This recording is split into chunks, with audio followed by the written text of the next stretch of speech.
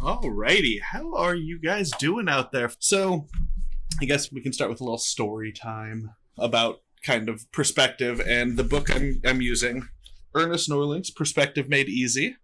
It is a fantastic book. I've flipped through it a bit. I haven't gotten to the super advanced stuff in the end yet, and I figured a stream would be a perfect time to work towards that. And I found that it was recommended by Paul Martin Smith, who was a big Marvel artist in the 80s. And he posts on a forum called Pencil Jack. Pencil Jack is a fantastic resource for artists. If I could be asked to post there frequently, because it's an old school forum, it can be kind of out of the way. Everything is so plugged into social media now. But it's a comic-focused website where artists can post their art and get feedback from a lot of amazing artists. And really harsh but well-meaning artists that just want to see people improve. And a lot of them are big two artists from DC and Marvel that are just there hanging out. So you can get a lot of really good stuff. Paul Martin Smith, super focused on perspective. Learn perspective. Perspective is your best friend, and strongly suggested this book. Honestly, some of the stuff that we're going to get to in the weeks to come just blew my mind. There's a lot of really cool, nifty little tricks here. In a moment here, we're just going to start with the beginning. We're going to start with some real basics. I'm not going to presume everyone knows everything, and it's good to start somewhere and build up from that foundation. So I originally, when I was getting ready for the stream, I've wanted to do this for months, and then I've had a bunch of paid work.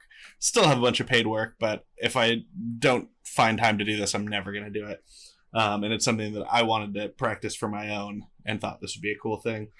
This is I just opened it randomly to my usual starting canvas for work I've been doing for the Role Player's Guide to Heists, which is 600 pixels per inch and 3400 by 3800, and then I expand that as need be, but that is the perfect dimension to show up if you are going to do two images on Twitter without any sort of cropping. This first one is probably going to be, depending on how familiar you are with perspective, is probably going to be remedial for some of us and new to others, and that's cool. That's kind of why I start at the beginning.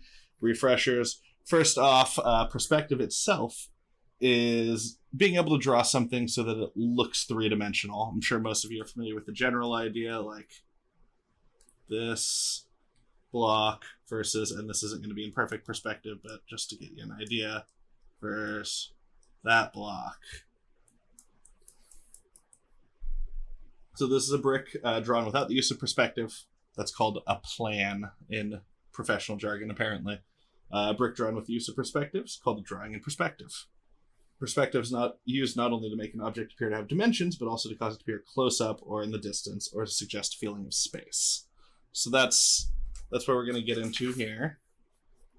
Some of the first things that comes up is the horizon. I'm trying not to just read this book through. So if you were to follow railroad tracks out into a plain where all the land is level in all directions, as far as you can see, you're going to see the horizon. You're going to see a line out there where sky meets ground. And you're going to see train tracks. Train tracks will kind of do that. Train tracks will kind of set off doing this, right? Consider the horizon continuous. This is true, though, only through the view. The view may be obstructed by an object. So, for instance, the horizon is always the horizon, or the eye line. But if there's a house here, we are doing this one-handed.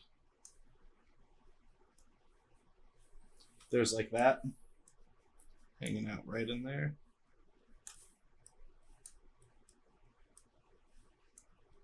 The horizon's still going to be there, and the train tracks are still going to continue out into that horizon, but they're going to stop here. But you still always operate from that horizon line. If there's a mountain or something blocking it, that horizon line is still what you default to. You're still going to pull from there. So what I'm using here on Psy, and I believe Photoshop has these too, is a perspective ruler, perspective grids. So I'm using a 1-point perspective. And so what this does is it locks me in to that perspective. I cannot draw outside that perspective. which is nice. You obviously don't need that in real life. You can use rulers and shit. So one thing about the horizon and the eye line is they're very similar. The eye line only comes into play beyond the horizon line when there's something blocking it. If you sit really low on the train tracks, that horizon line gets lower, and the train tracks kind of branch out farther. Similarly, if you, say, are on a plane, looking down, that horizon line can get really high in your line of sight. The higher you are, the farther out that horizon line goes, and the higher up in your view. And so that might do something like this. Moving into the eye level, which I've talked about a bit, and that is if, everything is blocking it, that horizon is still there, it's just considered the eye level. So the higher the horizon is in the canvas, the lower the point you're looking from. No, other way around. Like in real life, if you sit down, your eye line in the horizon travels with you. Something like down here, if you're sitting on the tracks, you're going to see the train tracks come out. The horizon line would be here, and then you're going to see houses and mountains and lots of sky. However, if you get higher up, so that's when you're sitting on the tracks. If you get higher up, say looking at it from the plane or the top of like a water tower in the Old West, that's when it would get higher. You can see more before it reaches the horizon. So then you'd see like, boom, and then, boom, and then you'd have like house. I'm skipping ahead to draw houses for you and shit. So this would be from a higher perspective. Like I said, from at the top of a mountain or water tower, plane, something like that. The higher up you are, the more you can see before the horizon meets the sky. Does that make sense? Cool. So yeah, and then you got the eye level, which is basically the same thing as the horizon line. You use eye level when you can't see the horizon line. So that's going to be about halfway up a wall, depending on your height. And it's always whatever height you choose becomes kind of like a invisible person that you're viewing the world through their eyes when you're doing perspective. So if their eye level is 5'5", the eye level is going to kind of stick around the room at 5'5" level, even if there are other people that are taller. And that's another way you can use to estimate heights, which we'll get into a little bit later. And so that would be like, and then you have like, let's make that height line up a little bit actually.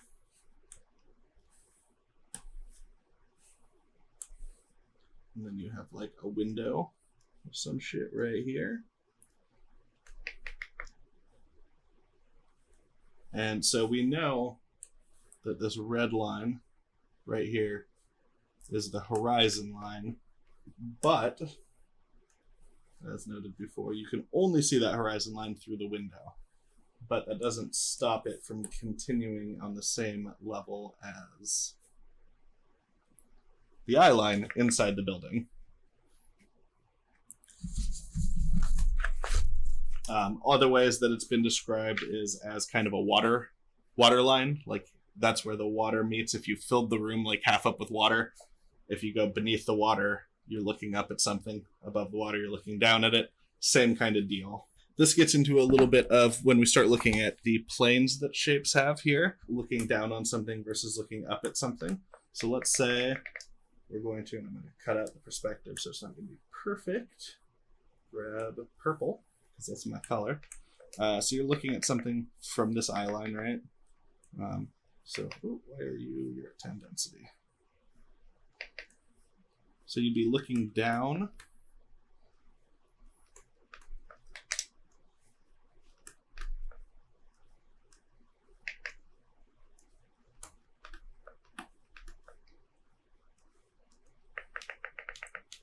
So again, it's all about this line. If you're staring at that, that means anything below it you're looking down at, like you're looking down at this, the top of the base of this lamp. And then if that lamp rises above the eye line, you're also going to be looking up at like the underside of the shade. If something were to be smaller beneath that eye line, it would be looking down at the whole thing. So you'd be looking down at both the shade and the base. And vice versa, if you had like a little wall lamp or a hanging lamp or something, it'd be the same kind of deal where you'd be looking up and there's nothing to look down at. That all makes sense to everyone. Here's where we talk about the high water mark, where you're like, has a little cute dude sitting here drawing with a deep dive helmet on. But experiencing the same thing. It's just trying to give different ways for people to understand it. Some people might not understand eye level, but they might understand like the room is half filled with water and the eye level is right where you're looking just at the edge of the water here. Here's another where we talk about eye level and shape. You're looking at a table from very high.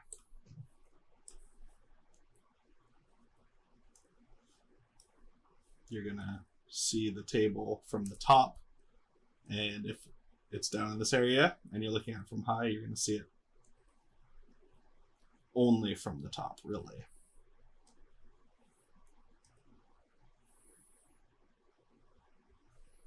And you're actually, I should have made it, if I make it a little shorter, you can see how the little other legs come in here.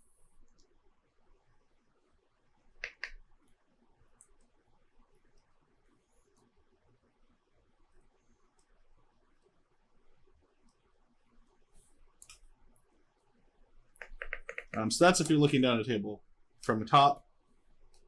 And again, you're going to see the same thing when we do this and we say, let's say you sit down and you're looking at the table from under it. We'll do this in a different color. And then, let's raise that up a little bit. So this first one means the horizon line is above the table. The horizon line or eye line was way up in this area. And so that means any of the lines will be coming towards us on the bottom of it, which would mean we were looking down at it. So here, so in the lamp stuff, that horizon line was in the middle, which means you're just kind of standing in a room at the normal height. So basically, in this point, you're seeing, and with the lamps in mind for the table, you're seeing this point of the table, not this point of the table. Does that make sense? You're looking down at the table entirely. Here's the horizon line. This is the lamp that is under the horizon line. This is the lamp that is above it, and then this is the one that goes through the horizon line and is on both sides of it.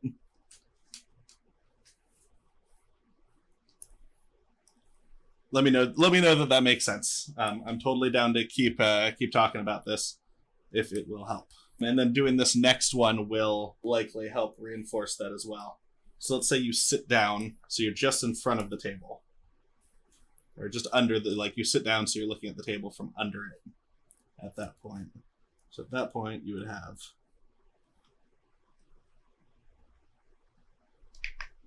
and unless you can meld into the earth, it's generally impossible to be completely under a table once you start or under something once you start sitting down. So the sight line is going to be slightly above that, but it won't affect much in that way.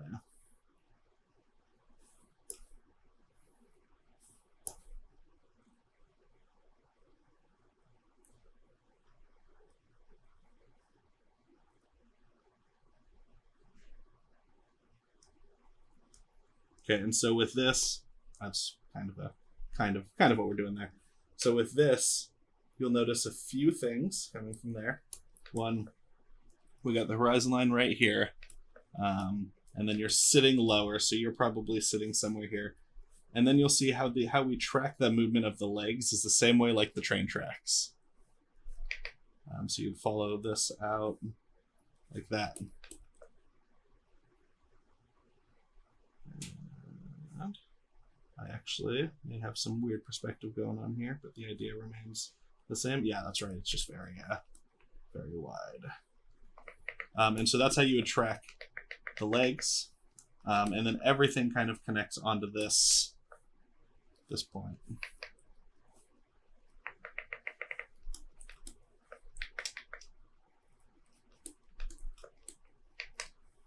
But you may notice how you are looking up at the underside of the table when you sit down and get lower. And if you were to hover into the air or be standing on like a second story balcony, you are looking down on top of the table here, because your eye line, if you looked out over, would be, mid second floor. So you're looking down here. This kind of does what I was showing a little bit of with the chair there. But let's go ahead and bring this all together into a scene. We'll say about halfway. Train tracks. We can do like actual.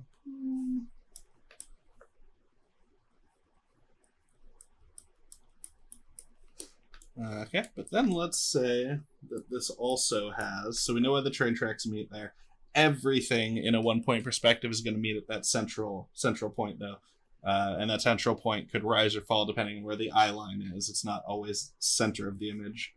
But we're going to say there's some power poles, and they are going to, so like, this means it's the same. This distance here is the same as this distance. It's just in perspective.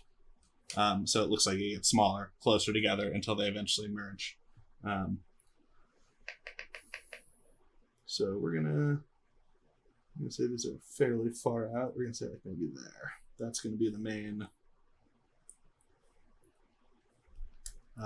And so then you'd go through and actually, so yeah, we'll say power pole doing its thing, being all power pole-y. And you do this, so you can carry lines. And those lines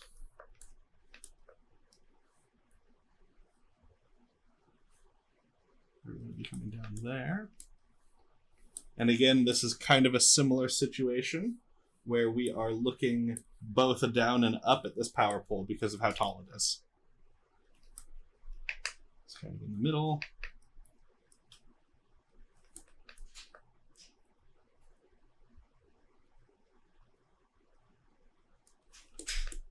Size and everything may not be exact here. Gotta do something like that. And then let's just do.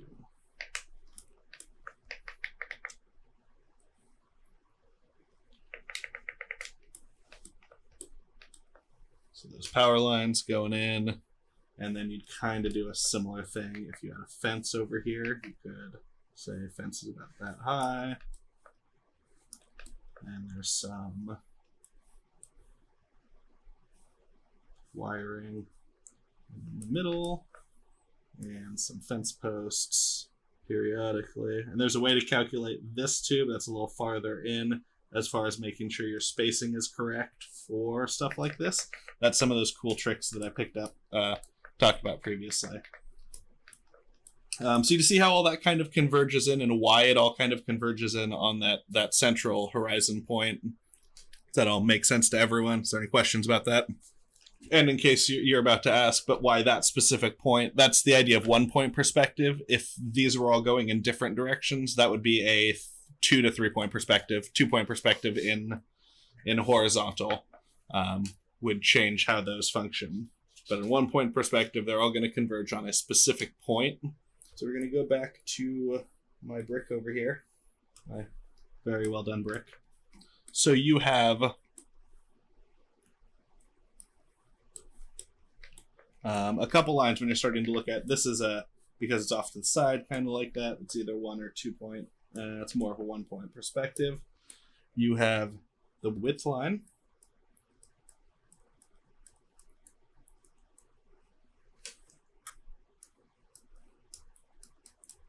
Height line.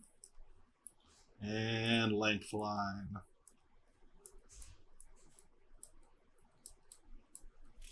Here we have an ordinary brick. It has 6 sides, but only 3 sides can be shown in the drawing because it is Euclidean. The lines of the drawing indicate where 2 of these sides join. If all sides of the brick were shown, there'd be 12 lines. Remember as a child how you place bricks end to end to make a railroad track? I don't, but I think this dude was older than me. Anything with volume, we've been working with a railroad track right now that has very little volume. It's a very flat object. So in this case, we have the brick coming through. So let's say kind of the same as the train tracks. Up meets, why do you keep density?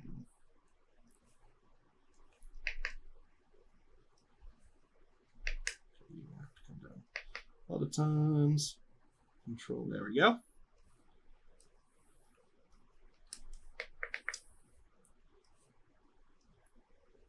So one thing you're not seeing here because of this perspective closing in here is the underside of these bricks, which do that, right? Can't see that because you're looking kind of down at that. Haku does love his gifty subs. And then we also, if these bricks were laying end to end, you would just see a little bit there. But you wouldn't see, unless you might see a little bit, depending on how those bricks operate, you might see a little bit of a twinge here. But for the most part, that's what you're looking at. It's just like the railroad tracks given a little bit of volume.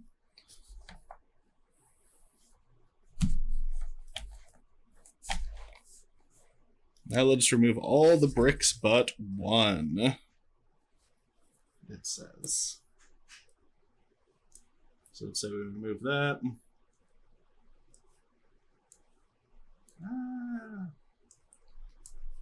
Let me zoom in here. Here it stands. The vanishing point is gone from the brick, but we can easily find the vanishing point. So here's another thing is, let's say you draw a brick, but you don't have the, like you're looking at, you want to add to a scene. Or you want to start somewhere and you don't want to start with the vanishing point. You want to start with this object you're drawing. So let's say you did something like this. So to find that, you can take the volume, and this works if you have a non-squared or rectangular shape. You could easily draw a, so let's say we have, I'm getting into some advanced stuff early here, but let's say we have this cylinder here, and you wanted to get a,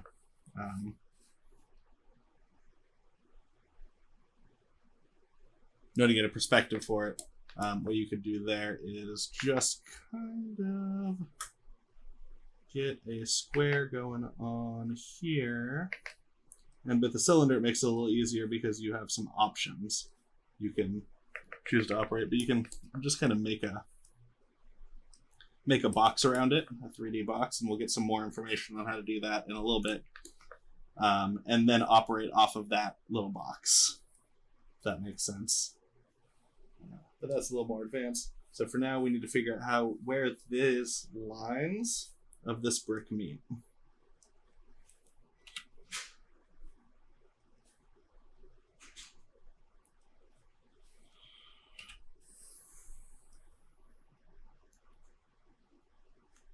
Looks like our vantage point on this picture from this brick that I drew without a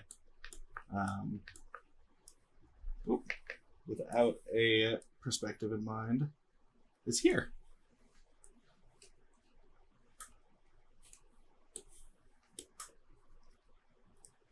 And so that's how you can build a perspective from an established resource. If there's a picture there that you're adding to, maybe someone else started it and you're doing a compilation, working together, and they didn't set up any sort of perspective grid, or maybe you just really like the way this is placed and you want to draw this one thing and then build around it.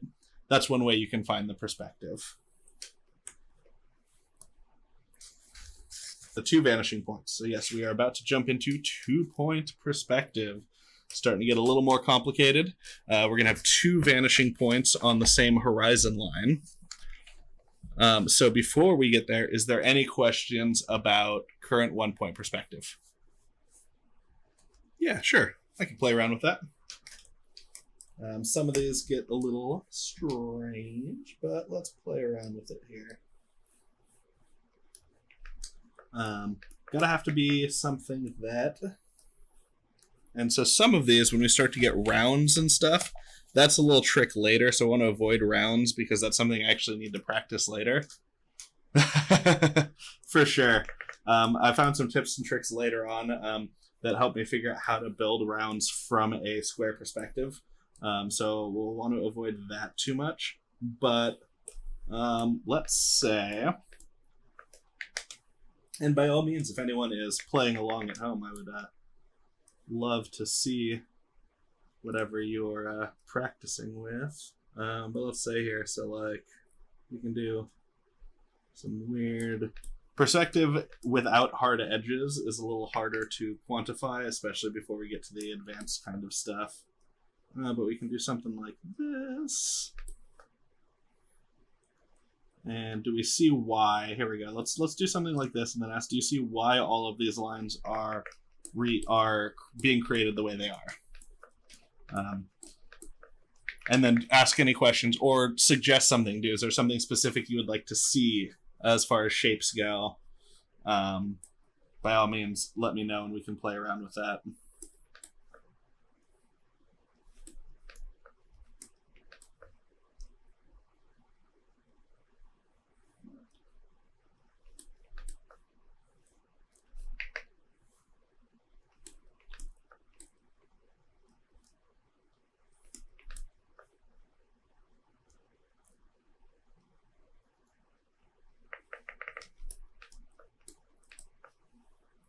We can break this off here so that I could do like a, let's grab you, shift to your color here.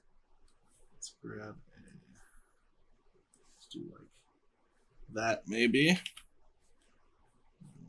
Kick you back on.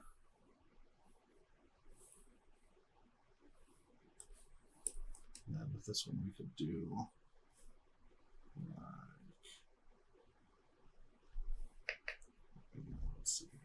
so to do something like this is also stuff that I know it talks about a little later. Yeah, definitely. But like I said, there's some interesting stuff.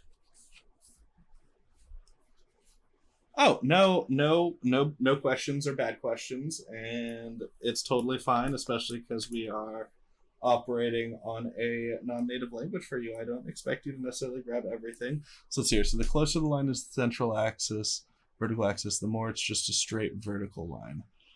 Vertical. Yes. With 1-point perspective, a vertical line will always be vertical. With 2-point perspective as well.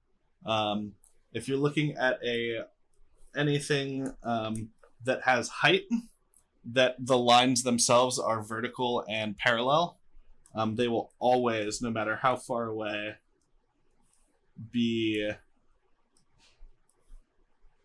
vertical. Where 1-point perspective comes in is in the lines that are approaching that perspective point. So the closer you are to the horizon line, the more horizontal lines become.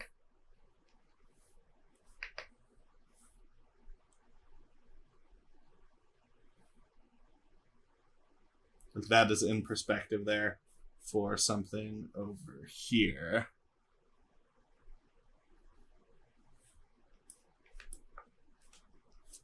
Closer to the horizon line. That is parallel to the shorter it gets. Yes! And there is a little trick that comes up later for discovering how to do this with it, where it's like if you have this will I'm gonna skip around. If it's not in here, I have it something Paul Martin Smith taught me, but I imagine it's going to be found in here. So let me pop ahead a little bit. A little bit.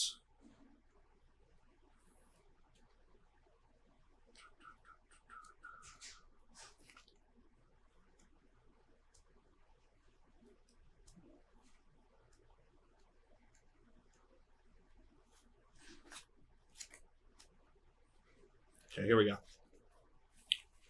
So we are on page 36 right now.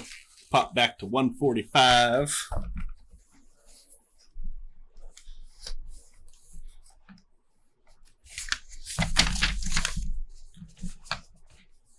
So this will help you hopefully see how distance from where you are towards the horizon affects the view of both the kind of top and sides of something coming out of the perspective.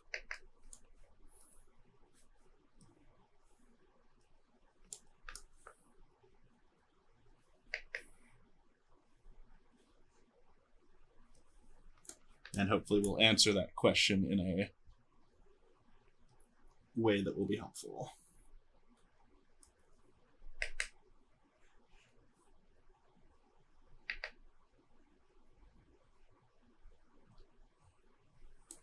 Okay, so this is, for all intents and purposes, the same length all the way down.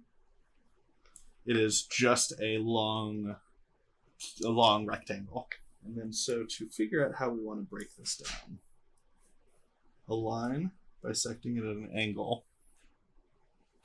Then we are going to need, and that's always going to be the same there.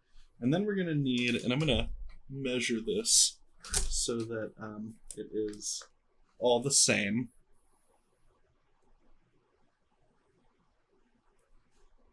So that won't quite be the same, but that gives a little difference.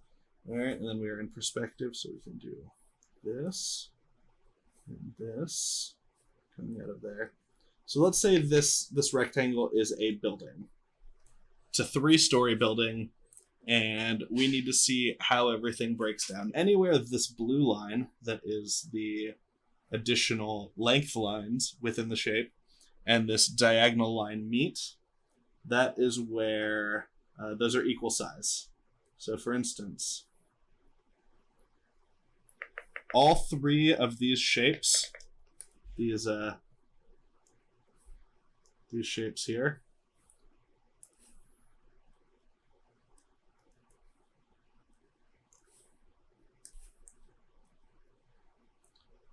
are technically the same size. Just stuff that's closer to you looks bigger. Does that answer what you're talking about as far as the closer, the more pallid, the shorter it gets? And then, so you do the same thing up top because you just follow this up and then go straight across. So this shape here is exactly the same size as this shape. Okay, I have another one. So parallel to the horizon line. Parallel. So I'm gonna work through this here, because while these words exist and I'm using them to explain things, also my brain still is kind of like, yeah, those are made up words, like all words. Okay, so parallel to the horizon lines that are in the same plane, front of the cube will remain the same length if that was the case in reality. But that is not the case for lines that are, say, yes, they will get longer the further they get from being parallel and thus closer to being vertical line, right? Okay, so yes, so that's where we're going to go here. Let's say, and then this is going to get a little more, reading ahead a little bit here, but let's say that we had a shape that was this, And so here's a way you can do this too is, and then let's say it's oblong, or not oblong, it's not parallel to one over there. The other end of it is this, and there's a gradient to get between point A and point B. So the best way to figure out where this ends up is to build out something like this. So now we can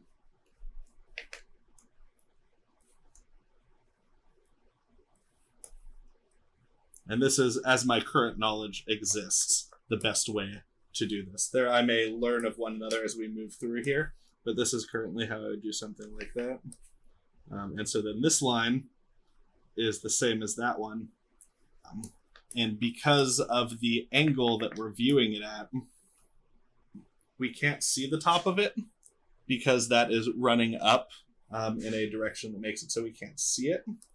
However, if this shape had continued on in its normal height,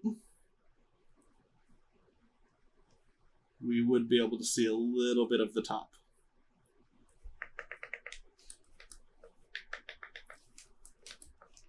So this is the one if it was uniform all the way down. In reality, it is just a brick. However, if it was a brick that was kind of a trapezoid, one side was shorter than the other with a gradient moving up it, this is what it would look like, and you would not be able to see the top of it because of that diagonal connection. The two horizontal front parts of the rectangle are the same length in the drawing, same with the vertical lines. So you're talking about this shape, but instead of it being, but if it was rolled over.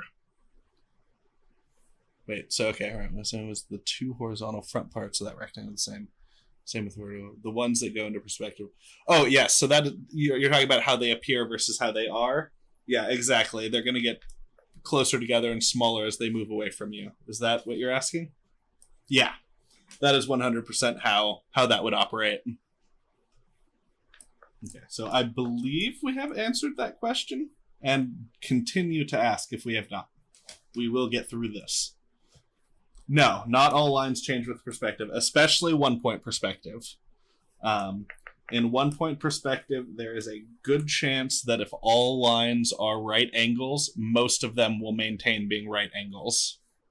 Exactly. Parallel lines do not change as long as they are vertical or horizontal. Parallel lines that run away from you, the length lines would converge. So now we're going to start getting into two vanishing points. As long as, is there anything else you would like to see? Okay, so now we're going into 2-point perspective. That is perspective with two vanishing points, both of which are going to be along the horizon line. In this case, I have one over here, which you can see. I'm going to circle it a little bit. And then one over here. And I remember from Paul Martin Smith giving me giving perspective advice on pencil jack, as I talked about earlier, that you want to try to push those away from the panel if you can. This is Paint Tool Psi. I know Photoshop has perspective tools, but I'm not sure how they work in Photoshop. So that would take, if you use Photoshop, I think you can do similar things, but you would have to look up how to use them. Yes, this is Paint Tool Psi. It's technically Paint Tool Psi 2, which is free if you have a Paint Tool Psi license, which was like $40 or something like that. But one of the reasons why you want to keep these pushed out far from the panel is, as I was talking about before, is warping, perspective warp.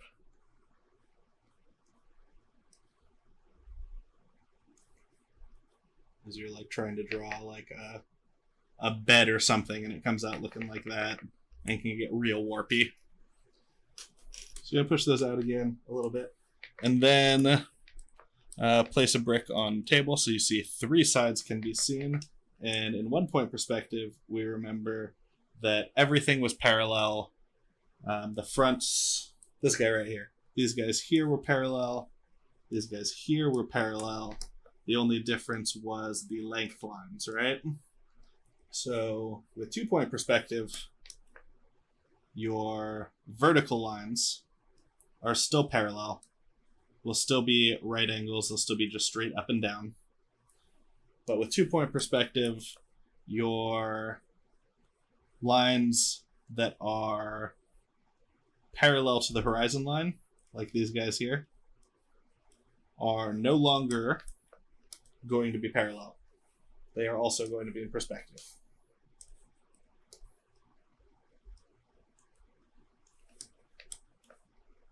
Yeah, that's because this is a little more intensive, I'm not doing it here, but it's not uncommon for me to hang out in other people's streams while I'm streaming and also engage with them.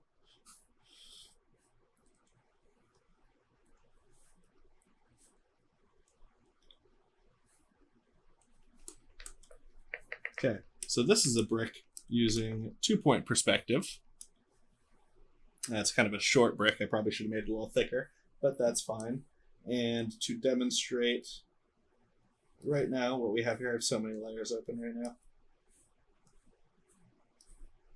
To demonstrate, for those of you following along at home, I'm going to switch back to 1-point perspective, and so I'm going to do, so you see that, let's do this.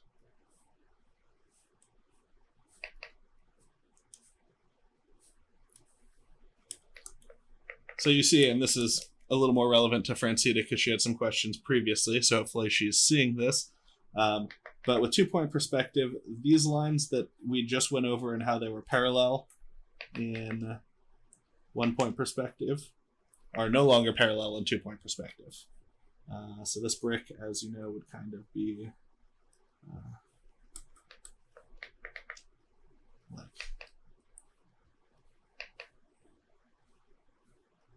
like this in 1-point perspective, or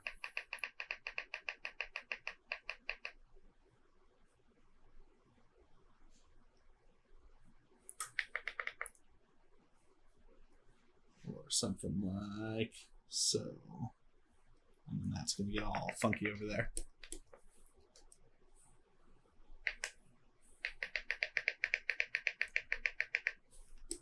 But that's a simple brick, 3-point perspective. At this point, you have its, or 2-point perspective, not 3. 3 is when it starts to get real wonky. But you have its lines here going off to this vanishing point, and these lines here going off to this vanishing point. Is that on screen? It is. And then these ones are still just going straight up, not to a vanishing point.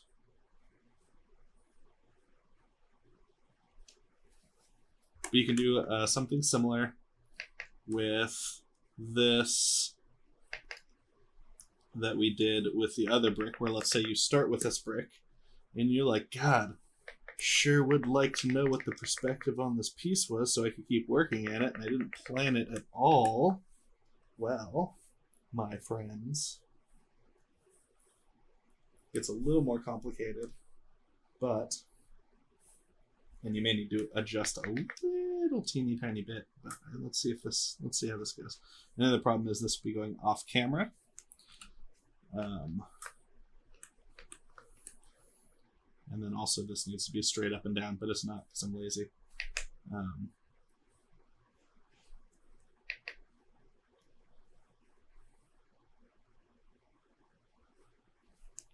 But we can take this, do similar to what we did with that brick there, find where it's, clicked the wrong thing there. Oh, take you back and then escape. Click you, and go out here and find that's about there. That's about there. We need to adjust because they don't really run across the same horizon line, but that's kind of the best you got when you're working with something that's already established. You may need to adjust a little bit. And this might have better answers for me down the line. But the general idea should still work. After locating point line, turn the brick. Boom, boom, boom. The more we turn the brick, the more vanishing point changes, but always along the same eye level as we've discussed here. So if we were to turn the brick to face us more with 2-point perspective, that would bring this guy in and that guy out, if I'm reading this correctly. Let's see if I am. And not that brick, but that brick.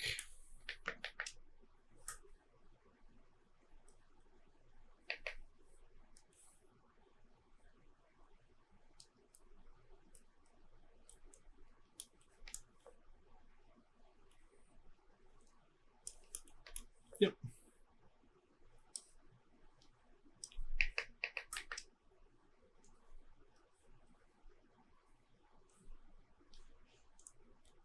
New tablet should be getting here soon. It has been ordered. So you see how that rotates as you start rotating the brick more and more. If we were to bring this in,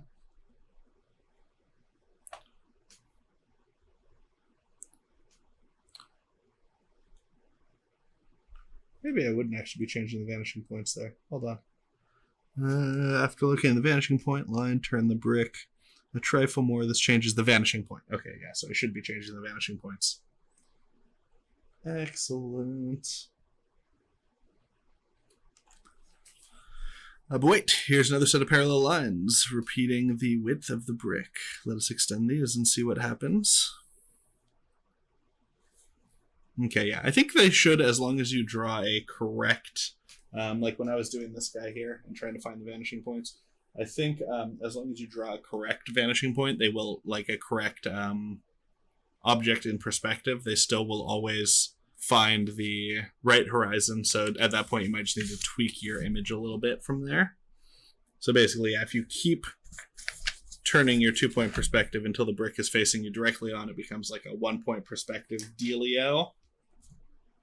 Perpendicular lines. Height lines go up and down. We know how that all works. Placing the 2 points, 2 vanishing points. The error of close spacing. There we go. This is stuff I was talking about. Here we go. Okay, here's what I was talking about with the warp perspectives. Okay. So we have a table. These guys are far apart. Looking sweet. Table does this. And this. This. Oh.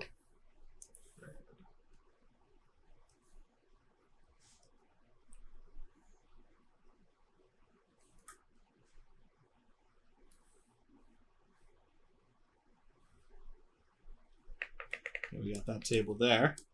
Looks like a table. Doesn't look incredibly warped or anything. We could give it a little bit of dimension if we wanted. Make it a little thicker. It's a pretty decent table. That looks like a table. I see that. I think table. Now, if we pull these motherfuckers in and do like, whoop.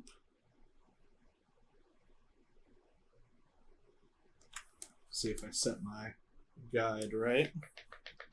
Now let's draw a table. So we're like,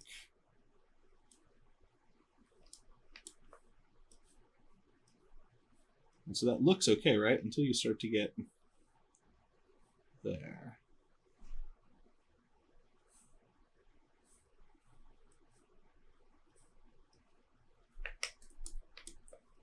Then things start to get a little warpy warped.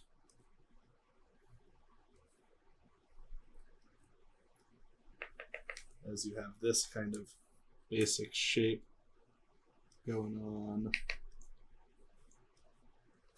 And it's just a little too out there as far as the way the legs position just starts to look weird.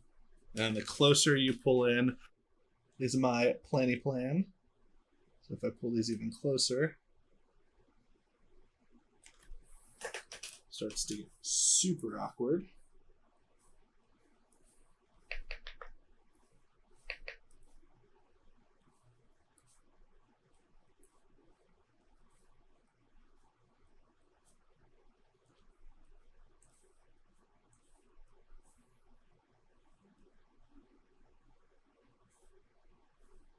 And this is why we want to keep them far apart. Which table's your favorite table?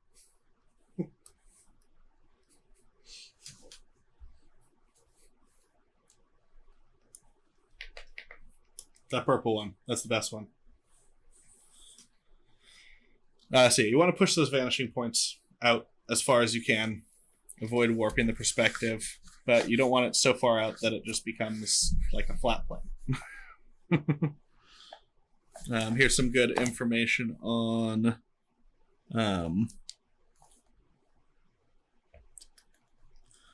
suppose artist sits for the window.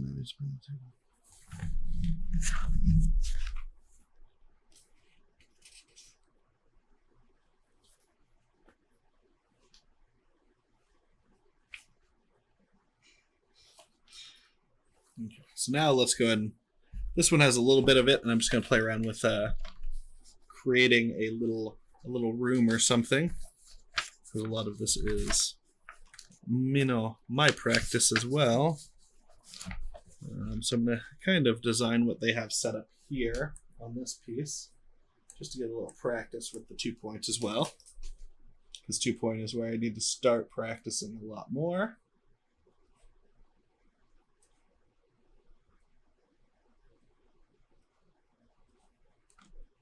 Okay, so I'm going to play with do a similar little house to the one they have here.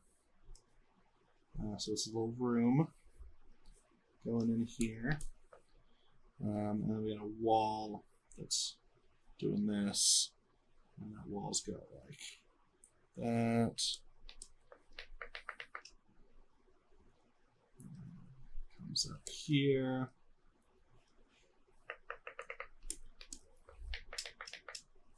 It's kind of similar. And then that actually continues out that way. While this continues that way. Let's see here. Do something like that. And so this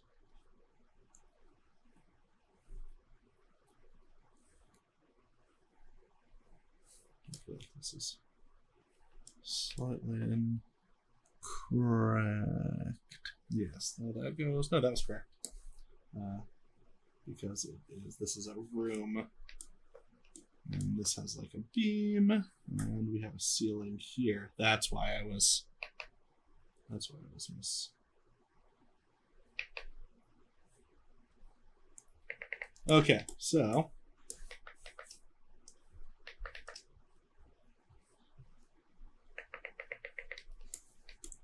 We have a little room we built here. This is a wall. And that wall actually would continue up. Because actually, it's kind of a ceiling going on here. But that would generally just be kind of faded out of the scene. And then we got the floor set up here. Let's say that they got like a chair.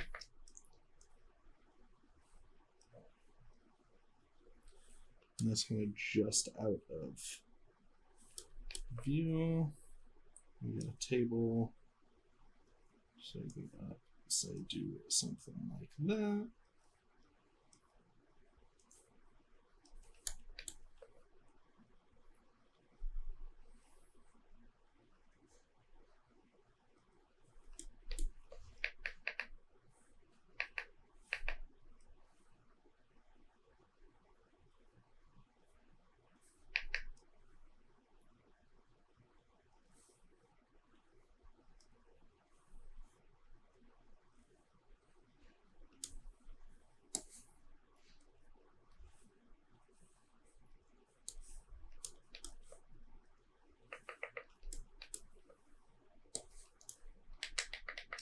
And then let's get that other chair in here.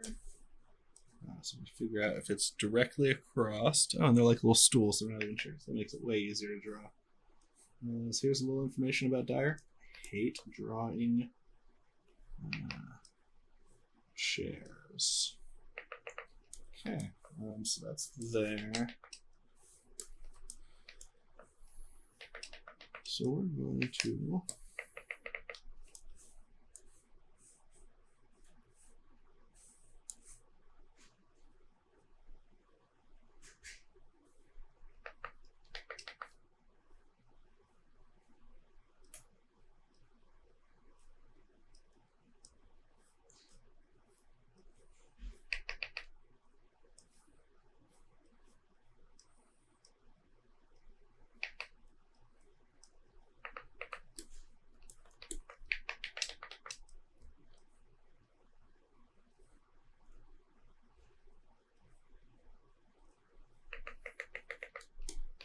something like that. That size is not correct. But it's getting there. And then these are like in the picture, these are like a Japanese screen window. So these would be all to the perspective of the lines that they are a part of.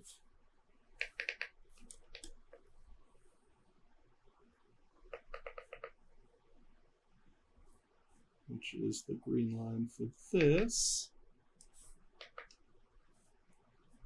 Should be something along these lines. As it gets under the horizon line, they start to, again, go up above the horizon line and down beneath the horizon line.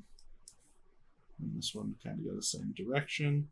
So here's the horizon line, and those are kind of pointed upwards. And then they kind of start to point a little bit down as we come away from the horizon lines. Meanwhile, the up and downs are still going to all be the same. And actually, we'll do this here real quick. Because Josh, who still may be around, wasn't here earlier, I'm going to go ahead and do this again to indicate how to set up a equivalent grid in perspective. So let's say you have this grid here, but you want to make sure all of the vertical lines are exactly the same size as everything else in their row. To do that, you would take this. You would do a diagonal line. Then you would do this would be better if you wanted everything to be equal, if all of these lines here were spaced appropriately. But for now, we'll just say each of these rows are their own spacing. So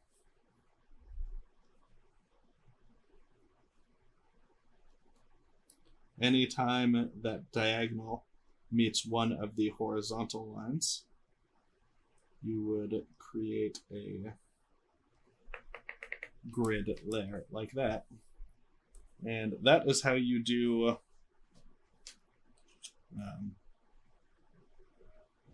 like diminishing returns on length if you're going away from something. Like if you're looking at a building and it's like a 3-floor building with a set of windows and doors, in order to see how those door and window face areas would shrink, you would do something like this.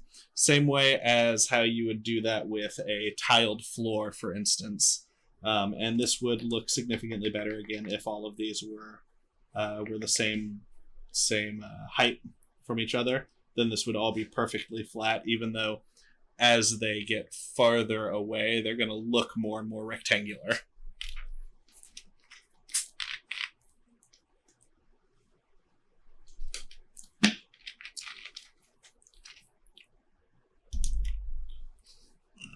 In freehand sketching, it's not necessary to locate these points exactly, but keep them far apart and remember generally where they are. Because again, you want them pushed so far out that a lot of times it can be a real pain in the ass to handle them specifically unless you have an actual guide set up. Example of vanishing points way too closely spaced. So I'm just going to just going to show you here. Like this is some of the examples of perspective warping. All right, so we're going to move this over into here. So this is what I was talking about here. And like I said, I'm just taking a picture because it's got some good examples here. So this one on the side here, that's what happens when your vanishing points get too closely spaced. Said push them far apart. Because some stuff like this this bed is just super duper warped. And you know, there are certain people that would probably be able to turn that into it and make it their style. If they were really good at that. But in general, you try to keep them separate, like these guys here. You know, you get a little bit of extreme, you can tell there's an angle. And then the same with these ones here. It's not too extreme. Everything looks right, but you can definitely see some space and volume. So that's why you want to just push those out as far as you can. Obviously, you don't want them, like, you know, to the point where you're just everything is just flat and then it's 1 point if you're going for 2. But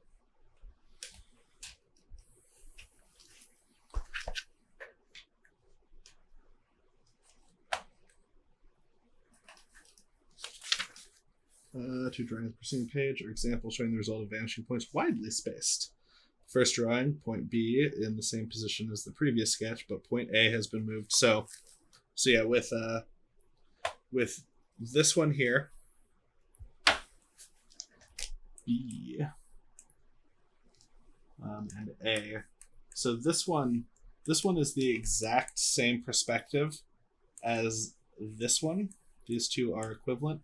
The only difference is this perspective line has been pushed farther that way, so that it is more, so it is not as close.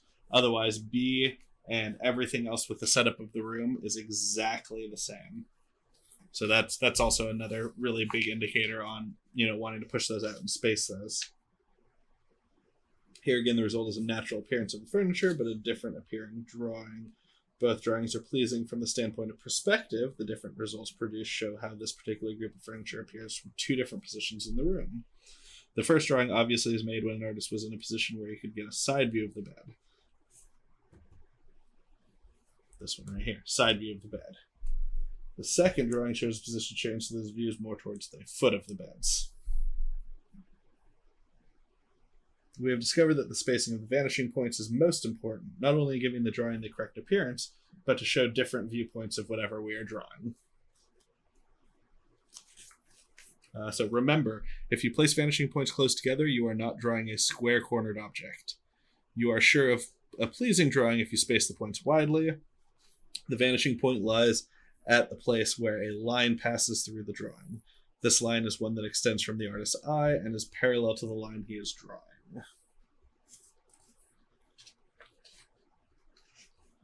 So basically, the idea for something like 2 point especially, let's look at this 2 point, is the idea is that the artist is standing here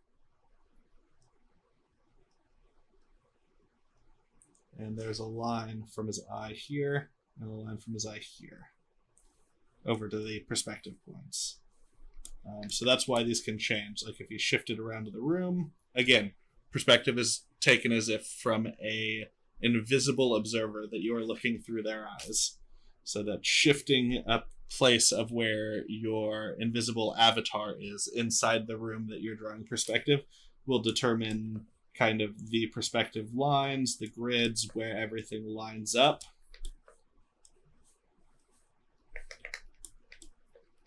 Again, is saying, you know, this one, your invisible avatar perspective man is looking more at the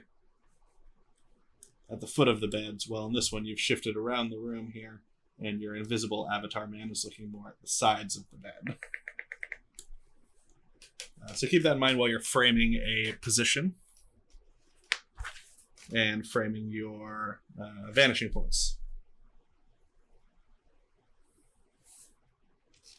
I will keep doing these every Tuesday. After this one, I'm going to be moving into Color and Light by the person who made Dinotopia. I would love to hear feedback about general, like, if there's a way you could have enjoyed this more, if there's things you didn't enjoy about this, anything like that. And you may feel free to message me if you so desire, but if you'd prefer some more anonymous feedback, I do have a curious cat. I feel like that would be the best, easiest way to do that without me filling out like a Google form or something. That seems a little overkill for that.